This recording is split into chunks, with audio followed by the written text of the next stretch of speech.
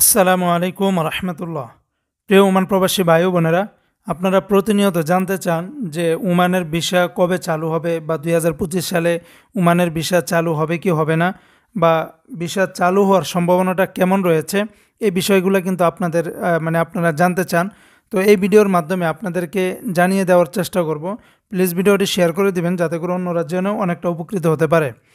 দেখুন, ওমানের যেই বাংলাদেশিদের জন্য যে ভিসাগুলি রয়েছে, এটা টোটালি সব রকমের ভিসা কিন্তু এক সময়ে টোটালি বন্ধ করে দিয়েছিল।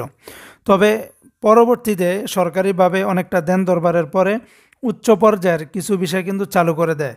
ওমানের উচ্চ পর্যায়ের যেটা সাধারণ শ্রমিক যে বিষয়টা আছে, সেটা কিন্তু খোলা হয়নি এখনও পর্যন্ত ওমানে। তবে এর বাইরে বিভিন্ন ক্যাটাগরিতে বাংলাদেশিদের জন্য কিন্তু ভিসা খুলে দেওয়া হয়। তবে ওই সমস্ত ক্যাটাগরিতে তো আর সবাই আসতে পারে না, সবাই আসার কথাও না, কিন্তু ওগুলা কিন্তু ঠিকই খোলা হয়েছে। বাট শ্রমিকদের বিষয় কিন্তু খোলা হয়নি, এবং এটা কবে নাগাদ খুলতে পারে এই বিষয়টা নিয়ে আসলে এখনও কোনো ধরনের খোলাসা হচ্ছে না। অনেকে বলতেছেন যে 2025 সালের একদম শেষ নাগাদ চালু হবে, আবার অনেকে বলতেছেন যে 2025 সালে চালু হবে, আবার অনেকে বলতেছেন যে না, ওমানে আউটপাসের পরে প্রবাসী খালি হলে তারপরে চালু করতে পারে। আসলে কোনো ধারণাটাই কিন্তু সঠিক না।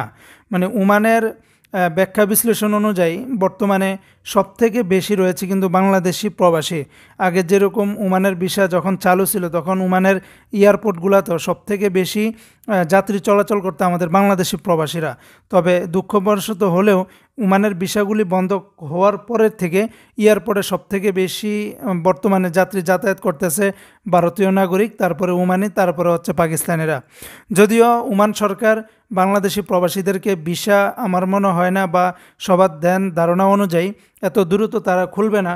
তবে হয়তোবা 2025 সালের শেষ নাগাদ বা আউটপাস যখনই দেয়, সেই আউটপাসের মাধ্যমে যখন লাখ লাখ প্রবাসী আবার বাংলাদেশে আসবে, এরপরে হয়তোবা চালু করলে তাদের সিদ্ধান্ত নিতেও পারে।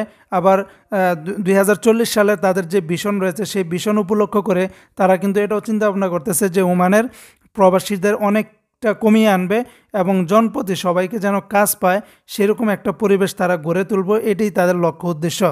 তো বন্ধুরা, যারা ভিসার জন্য অপেক্ষা করতেছেন, আপনারা অপেক্ষার চিন্তাটা ছেড়ে দিন এবং আপনারা অন্য জায়গার ব্যবস্থা করুন। তা না হলে এভাবে অপেক্ষা করতে করতে কবে নাগাদ খুলবে, এটা আসলে কেউই সঠিক তথ্য দিতে পারবে না।